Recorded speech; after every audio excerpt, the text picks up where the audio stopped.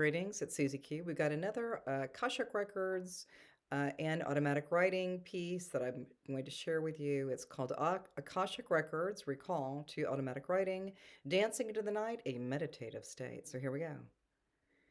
I remember you well. You were the young one in your room pretending to sleep. Another nap time in the burbs, but you had no time for this rest. You drew, you wrote, you dreamed. In the night, you continued your pursuits of creativity. It is in the quietness of the night that you found me, knowing that your mind was racing. You knew early on that to sleep, you needed to focus on an object with little to no meaning. And you picked me. I know you craved to quiet your mind. You meditated long before you knew what it was to be quiet in the mind, eyes closed and concentrating. You pictured darkness, vast openness. You placed me directly in the middle of your mind's eye. I know it didn't come easy for you, but you practiced day after day after day, quieting the mind through concentrating on me. I am a doorknob. All right. So, Akashic Records recall to automatic writing, dancing in the night, a meditative state. So that's what's going on. All right, so that was a piece that I did back when I was a teenager, and I was dancing. I was a high school kid, and I got free dance classes because I did administrative work there at the dancing school, and I danced at night, and it was probably, I got home maybe around 9 o'clock at night, and I was so freaking jazzed. I was in high school.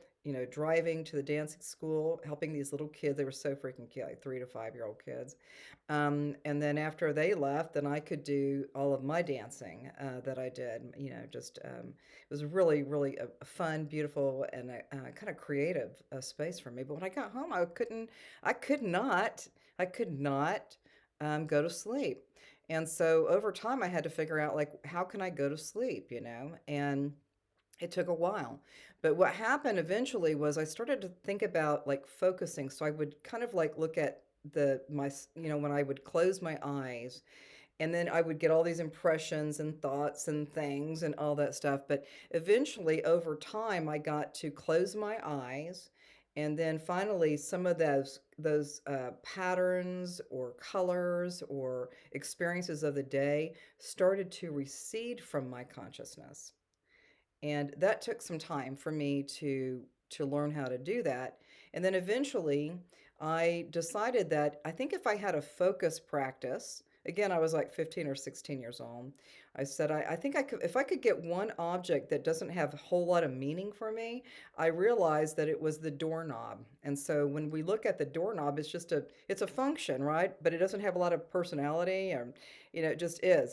It's in the ineffable experience. It just is. And so over time and every night, I try to get everything out from my thinking mind when I close my eyes, try to bring into that dark space.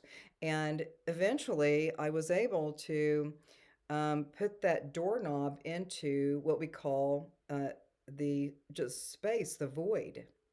It became the void, and within the void there was nothing there anymore. There was no more thoughts, no more impressions, no more things that I need to do or experience. But all of a sudden the void came in, and that's when I went in there and I put that doorknob there. And that doorknob for a while really helped me to be more relaxed. And again, the doorknob didn't have any personality. It didn't have any, there wasn't much going on with that. And then eventually, over time, I learned that I could just be in the void, meaning that the doorknob had already receded, just as the other things at the beginning receded. The doorknob receded, and then all of a sudden, I was just in space, just in a space of void. I don't even know how else to say it. But that was the beginning of my meditative state when I was a young person. And when we're looking at things that are kind of like, we've got so many things going on and so many things that we need to do or think or feel, or, all these things, is that I really encourage myself back then to simply be in a state of, presence. It's a state of presence, a state of being, the state of ineffability. It just is. I'm just in this void. And is it a void, or is it, am I in my right way of being, just being simply as I am, just simply as I am. So, all of these written pieces that I do through the Akashic Records, I feel like the Akashic Records assisted my younger self to help me to find better solutions instead of going to somebody, asking somebody, or trying to figure it out on your own. But I think that the Akashic Records were really there to help me to have better experiences with my life.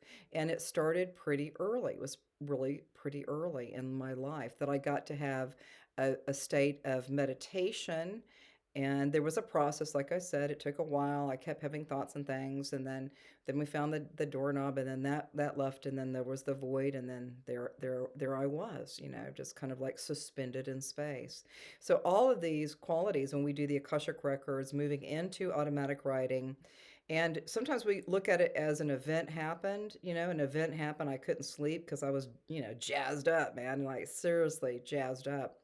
I was a jazz dancer and did all this other kind of shows back in Houston. I didn't do a bunch of them, but I went to some really it was in several different shows, and but it's really interesting when we look at an event. So the event was I couldn't sleep, and then we go into the Akashic Records, and that's where I believe the Akashic Records came in to assist me at that time because I had school work and I was still a little teenager, right?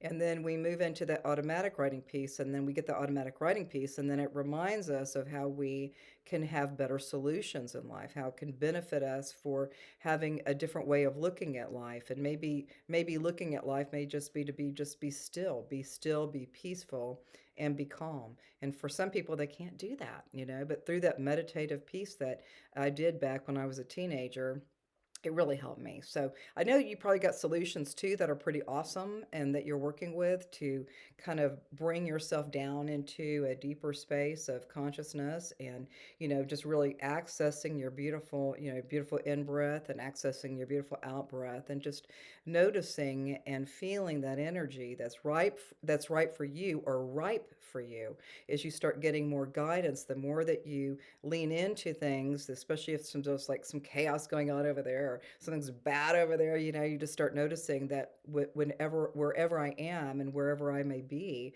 I can still find that still small voice within me and just relax into the energies. And I think these are really, really powerful sentiments for us now. I think in the moment of every now, that we're having these experiences that bring us into a better state of being, a better state of being.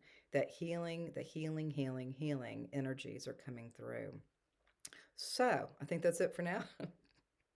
Super happy if you're watching some of these and listening to some of the automatic writing pieces. I really honor each one of you. So we'll see you soon and namaste.